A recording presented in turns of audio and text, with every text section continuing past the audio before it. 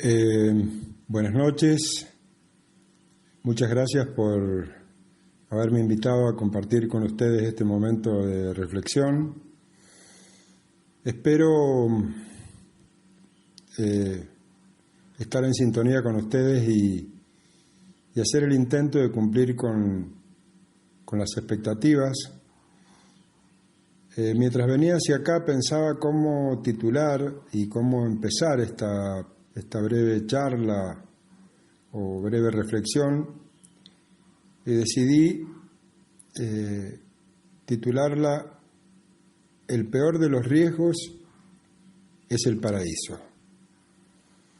Y debo transmitirles que por mi experiencia en la vida no suelo dar consejos, sino lo que hago es intentar transmitir cuáles son mis experiencias frente a situaciones análogas que cada uno de ustedes pueda vivir, ya sea individual o grupalmente. Y hay una cosa que siempre planteo, y quizá que es lo primero que cada uno de ustedes para realizarse en la vida tiene que tener claro, y el realizarse obviamente es un tema subjetivo.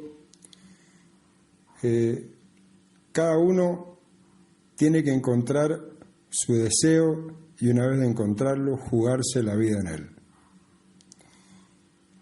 En el saber que encontrar el deseo no es la tarea fácil, pero descubierto como lo que nos conmueve, lo que nos atrapa, lo que nos multiplica las energías, lo que nos gratifica, lo que nos hace vibrar, hay que jugarse la vida en cumplir ese deseo.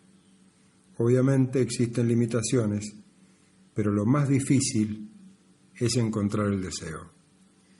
Hay seres humanos que terminan sin encontrar el deseo nunca, y hay otros que encontrándolo no se juegan, pero hay muchos tantos que encuentran su deseo y aún con limitaciones se juegan por cumplir con ese deseo.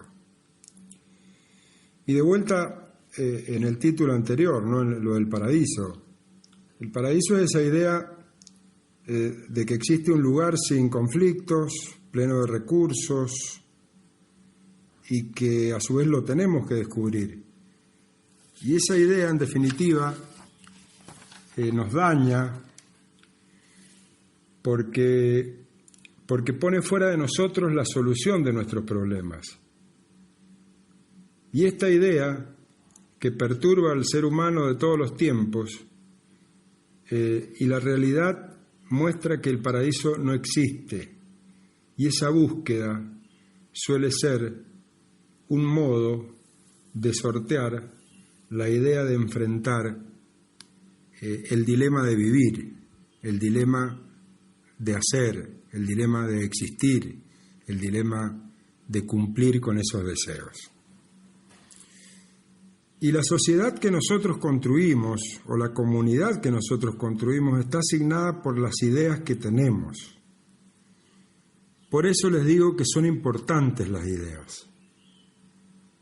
Y las personas actúan porque piensan como piensan. Si nosotros podemos influir en cómo piensan, vamos a influir en cómo actúan. Y las personas que creyeron en el paraíso, en ese lugar carente de conflictos y lleno de bondades, actuaron de esa manera, buscando ansiosa e inútilmente por el mundo ese lugar carente de esos conflictos y lleno de esas riquezas. Y nunca lo pudieron encontrar.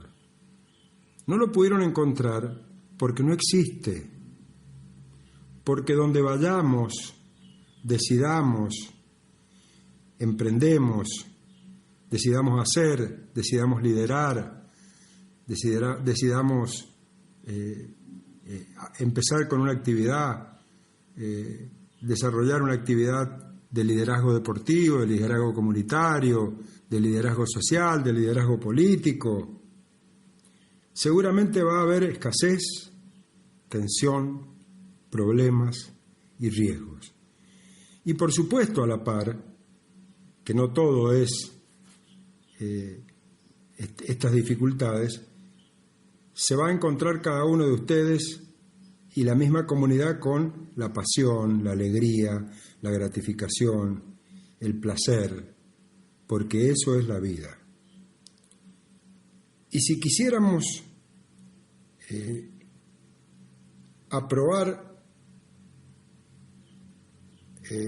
probarnos a lo que entendemos por felicidad o aproximarnos a lo que entendemos por felicidad, no desde lo ontológico, sino desde lo práctico, desde la vida cotidiana, es, creo yo, poder realizarse en la vida en medio de estos conflictos, en el medio de estas tensiones, los problemas y los riesgos. Porque la felicidad no es un mundo sin problemas. Si queremos ser felices, vamos a hacerlo a pesar de los problemas. Y en esto de los desafíos, las decisiones de emprender, liderar, protagonizar, arriesgarse, es importante, creo, que para crecer individualmente o comunidad, puede que no sea tan importante para desarrollarnos y poco tiene que ver los recursos que tenemos, sino lo que hace cada uno de nosotros con los recursos que tenemos. Lo repito porque es importante. Suele tener poco que ver los recursos que tenemos, sino tiene mucho más que ver lo que uno hace con los recursos que tenemos. Si me permiten, voy a tomar un poco de agua y seguimos. Bueno, seguimos. La verdad que quizá la poca costumbre de hablar hace que a uno se le seque la garganta más fácil. Entonces hablábamos de que es importante qué hacemos con los recursos que tenemos. Entonces tiene que ver con las competencias, no en las potencialidades. ¿Y las competencias qué son? Son las habilidades, las capacidades, los aprendizajes, la educación, la instrucción. Por eso hay que empezar a pensar cómo expandir esas competencias.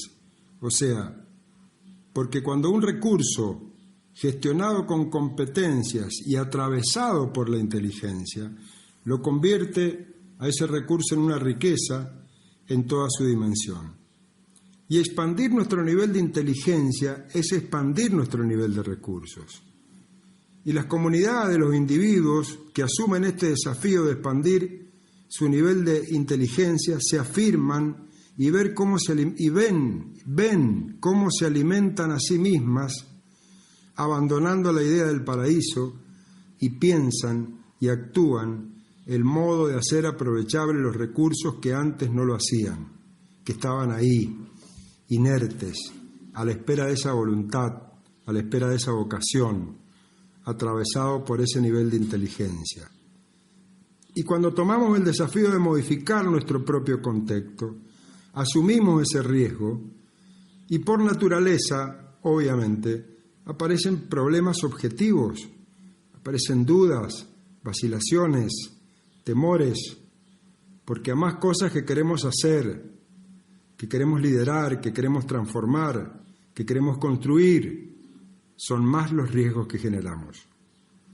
Y la sociedad contemporánea está asignada por la conciencia del riesgo, no porque antes no existiera el riesgo ni porque antes no se supiera del riesgo, sino porque el fabuloso desarrollo tecnológico, proceso indetenible, ha dejado al menos en este tema del riesgo dos opciones. La primera es avanzar en una idea de sensación de control sobre el riesgo, hecho que es muy peligroso y podemos abordarlo en otro momento. Esa idea de que con la tecnología yo puedo controlar y puedo generar una opción de control sobre el riesgo y es peligroso. Y la otra, la conciencia del riesgo. Y frente al riesgo se presentan al menos dos opciones en la vida del ser humano y de la comunidad. Una, temerosa, que impugna no asumir el riesgo, esto no lo hago, aquello tampoco lo hago, a aquellos no los invito para hacer determinada cosa, y a veces son fundamentos morales lo que lo hacen para tomar esa decisión, que obviamente yo no discuto, porque nunca hay que rechazar la posibilidad de que como individuo y como comunidad impugnemos hacer o no hacer determinada cosa. Y la otra opción, vuelvo a repetir que es la verdadera opción, es asumir el riesgo, asumir el desafío. Y entonces aparecen esos adjetivos conocidos como la creatividad, la planificación, la transculturalidad, la capacitación continua, la diversidad. Y esta decisión enfrenta a la comunidad que decide sus dilemas de preguntarse cómo resolverlos, cómo resolver esos dilemas, cómo asumir el riesgo, y pesa sobre cada uno de nosotros. Y por supuesto, en esa decisión de enfrentar el dilema de crecer, el dilema de existir, aparecen riesgos que deben valorarse en la sociedad moderna. La sociedad moderna, y a partir de las experiencias vividas, tenemos que tener absoluta conciencia de cuáles son los riesgos o el límite de esos riesgos que son fundamentales en una sociedad y en una comunidad, que son el abuso ambiental, que son la inconsciencia tecnológica y la explotación sociopolítica. Y lo expreso por exageración, para que lo veamos y sepamos como sociedad que debemos tener claras esas ideas para actuar en la búsqueda de equilibrio frente a esos temas como el abuso ambiental, la inconsciencia tecnológica y la explotación sociopolítica. Pero aún corriendo esos riesgos, el peor de los riesgos es no asumir el desafío, porque parte de la falacia de creer que si no asumimos el desafío no hay riesgos, entonces es creer que existe el paraíso, y el paraíso no existe. Siempre existe el desafío. Y las comunidades se definen por los desafíos que afrontan, y los seres humanos también se definen por los desafíos que afrontan, por los desafíos que toman, y cómo construyen inteligencia para hacer aprovechables esos recursos para poder cumplir con esos desafíos que toman. Y también como comunidad, como sociedad, debemos tener presentes realidades de la nueva época. La revolución tecnológica, que ha devenido en una gran ansiedad por la cantidad de información y también una necesidad imperante de velocidad en busca de la inmediatez. Pareciera que estuviéramos degradando o no teniendo en cuenta el tiempo que es necesario para que uno como individuo crezca, que para una comunidad crezca, y es la necesaria inmediatez con la cual vemos que se produce todo en la revolución tecnológica. Y acá les cuento una anécdota que no es mía, pero creo que vale la pena. Un golfista jugando en una cancha de golf, estaba junto a él una de las personas que cuida ese campo de golf. Le preguntaba al golfista: ¿cómo hacen ustedes para cuidar semejante parque, semejante lugar con tanta belleza? Y el hombre sencillamente le dijo: mire, nosotros casi todos los días cortamos el césped, cuidamos las plantas, regamos cuando nos corresponde, fertilizamos una vez por mes y así logramos mantenerlo de esta manera. Y el golfista le pregunta: ¿pero solamente con eso? Sí, pero desde hace 100 años. ¿Qué quiere decir? Que el tiempo es fundamental y que la vida y los dilemas no son un café instantáneo. Y el crecimiento también es fruto del tiempo. No es batir 2 cucharadas y aparece el café. No es batir 2 cucharadas y aparece el crecimiento. No es batir 2 cucharadas y aparece el liderazgo y aparece la resolución de los dilemas. Para nada es así.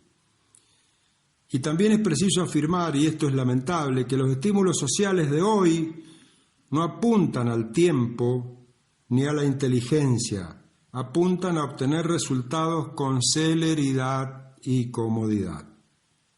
Por lo tanto, es una restricción que tenemos que abordar individual y colectivamente y asumirla con ideas para cambiarla y transformarla.